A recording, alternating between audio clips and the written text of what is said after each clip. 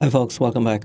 So, I completely agree with Nate Jones, great channel, by the way, when he says this. The fact that ChatGPT was released when it was at the capability level it was released at means that we have a massive overhang of credibility that we have to make up. ChatGPT is much more credible than people believe it is. Claude is much more credible than people believe it is. It's not really just about ChatGPT, but for the people who care about this, it's always ChatGPT because that's the language model they. Yeah, so he's saying that when ChatGPT first came out, it did hallucinate a lot, and a lot of people have unfortunately anchored on that. But I totally agree with him in that if you look at the latest crop of models, especially when you use them with good grounding, the data that you give them to answer questions over, the hallucination rate gets really, really low. A couple of weeks ago, I looked at this paper that looks at how LLMs are used in a legal setting. And one of the surprising things they found was this.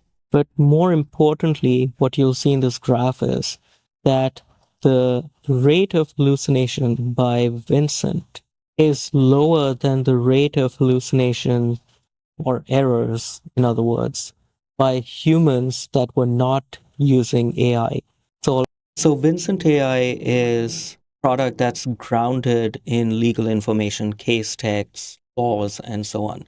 And it is that grounding which enables it to have a really high accuracy rate or a low hallucination rate. Another great resource for tracking hallucination is this hallucination leaderboard by Vectara. I'll leave a link to it so that you can see the methodology in detail. But basically, they're measuring if LLMs introduce hallucinations when summarizing a document. That document is the grounding for the questions. And you'll see here how the hallucination rates for all the newer models, the latest models, is 1% or lower. And they also track the answer rate. So you could have no hallucinations if you never give any answers.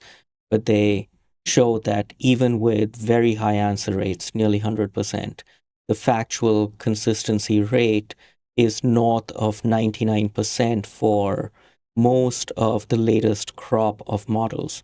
Now, I haven't seen any studies that measures the same thing for human authored reports, but my hunch is that even in professional settings, human authored reports have a factual consistency rate less than 99%. That's just my guess.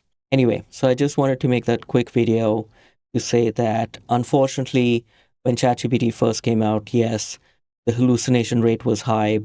People anchored on that, but readjust your expectations because the latest crop of models, especially in well-grounded use cases, has very high factuality rates or very low hallucination rates. Thanks.